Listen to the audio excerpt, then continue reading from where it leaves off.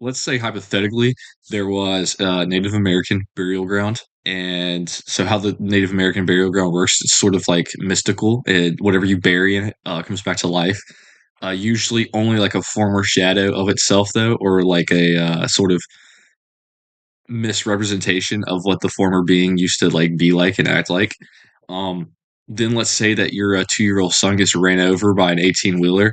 Um, you can connect the dots here. Would you bury your child, your son, in that burial ground?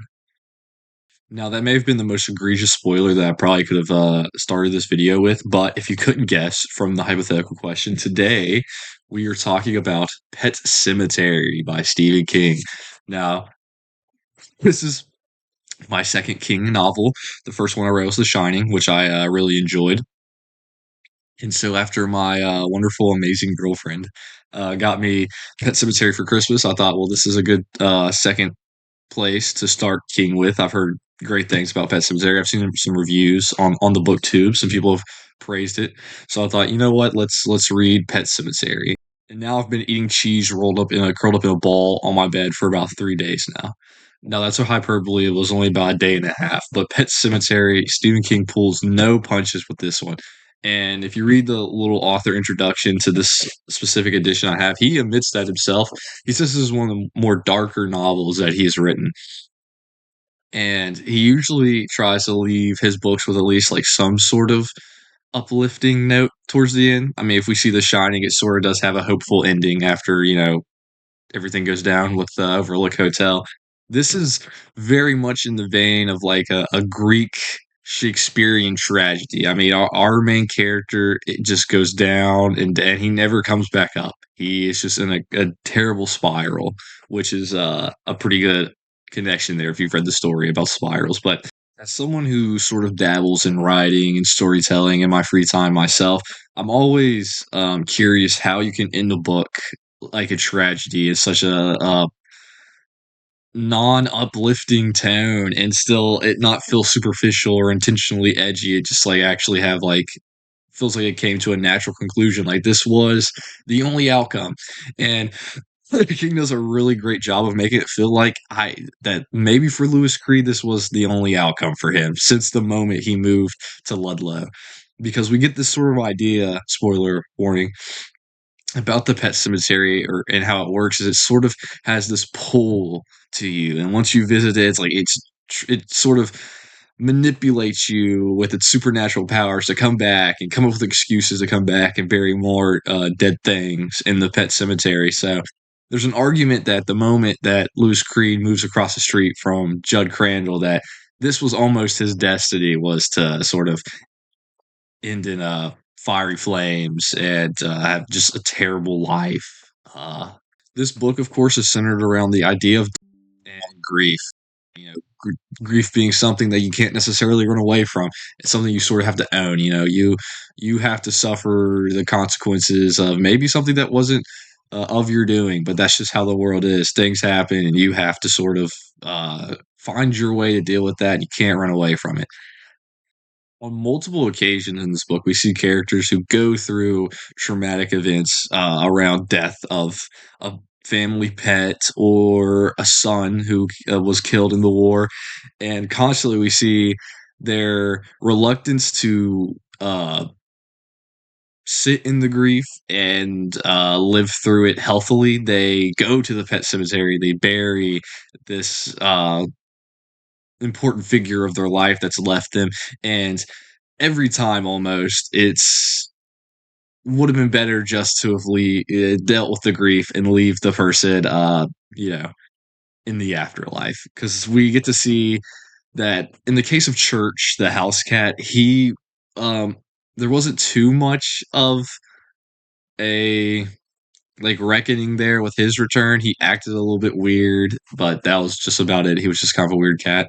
I mean, my cat's pretty weird, so we see, especially when people try to revive humans in this book, that it never turns out good. But I love the angle that King takes about, these characters understand that this is a possibility, but it's grief. You're not in your normal, thought process that you would probably, run along if you were in a healthy state of mind. You're grieving. You're not. You don't think necessarily straight, and this is why it's justified for these characters to do this crazy thing because they've been through a traumatic event, and this is just sort of how their brain is coping in the moment, even though it's not the best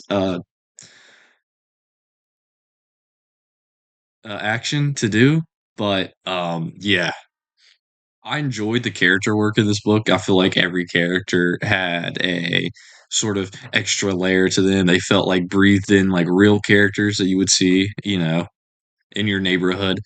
I loved King's decision to make Lewis Creed his profession because a lot of times in these stories, what's your character's profession? It really can dictate like who their character is, how they act. I love that King decided to make the main character in this book a doctor.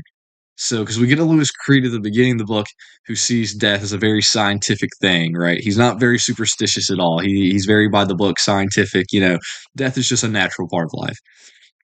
And then slowly we see his character break down to the point in the end where he's like basically like a zombie master who's tried to resurrect his whole family. Um, but in the descent that his character takes also feels natural.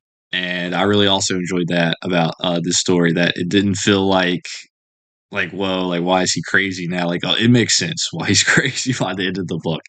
There's also this angle in the book where you see these terrible events happening on the news about children unfortunately passing away or things of that nature, but it's sort of like you almost feel a little bit removed from it when you see it on the news, right? It's like, well, that doesn't happen to me, and so that wouldn't happen to me. Like I feel bad for those people, but that's just something that happens on the news, right?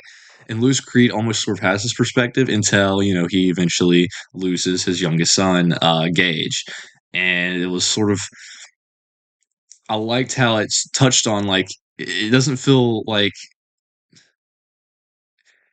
it's easy to sort of look at it from an outside perspective and see what you would do, right? Until it happens to you. And then the whole ball game changes. And, that's another one of the reasons why, Lewis Creed ended up, he gets to the point where he buries his son in the pet cemetery to bring him back to life. One thing I think would have liked to see more in this book is I loved how when the humans come back from the pet cemetery, how like evil and villainous they are, and how it's actually like kind of terrifying. And we only get to see that angle of the pet cemetery on like a couple occasions in this book, and like one is more of like a backstory that character's telling, and the other one is like the last like 30 pages of the book. I was really the back half 50 pages of this book is actually insane. Like I sat down and read it in one sitting, but the utter villainy of these like zombie Wendigo characters at the end of this book was just like awesome. I was reading, I was like, dude, that's actually terrifying. And I wonder if there was a way that maybe that could have been worked in more in this book because those scenes really highlight Stephen King's like talents as an author. I mean, he can really write horror and write like terrifying creatures. Um, Especially one scene I really loved is when Lewis is actually taking Gage to the pet cemetery to bury him, and like we're going through this sort of like mystical, supernatural forest, and like we get to see like the stirrings of a Wendigo, but we don't actually get to see it necessarily. We get to see its footprint, which is massive. I mean, it's like basically like a ditch that Lewis, climbs up, and that whole scene of him walking through the pet cemetery was just like awesome. It was terrifying, and I loved it. I maybe wish that there was more of that in the book. I think that's one thing The Shining might have an upper hand on this book was that it did touch on the horror aspects of like the spookies more. And but this book did a great job with it when it did. I just maybe wish that maybe there was a way that King could have worked it in more, but maybe because it was in such a small sample size, that's why it was effective to the level it was. So before I even start recording, I try to sit down and think about things I didn't like about this book. Because in my reviews, I'd like to address the good, but also the bad. I don't want to just like completely only talk about the good side of a book. But there's really not much that I could think of that I didn't love about this book. Maybe some scenes were drawn out just a little bit too much with a little bit too much detail. Like the grave robbing scene felt like it was a while. But also at that point of the book, it's like the tensions are so high that you're just like, you're blitzing through the pages in the book. So maybe that being drawn out isn't too much of a setback, honestly, at that point. But really, just a lot to love. This book is dark. This book is dark. Um, about death, about grief. I mean, it is it's dark. And sorry, lack of a better term, but it is super depressing. But it was just I honestly really enjoyed the story that was being told here and sort of the messaging, and it does have a sort of very tragic ending. But I've always loved a good tragedy. So, and there's a lot to learn from these stories. So overall, guys, Pet Cemetery, great read. Still debating in my head if I like it more than The Shining or not. Part of me says that I do. Um, the other part's still debating, but Pet Sematary, great read. Another great Stephen King book that I've read. So only high praise for King so far in my early career with reading Stephen King. But yeah, this is a recommended read unless you don't want to be sad. Maybe if you're not in the best like state of mind, if you've had like some troubles lately with your mental health, maybe I would pass on this book until you're in a better place because it is very brutally sad, um, but very real, and that's what I love about it. So yeah. Um, official ranking is it's pretty good.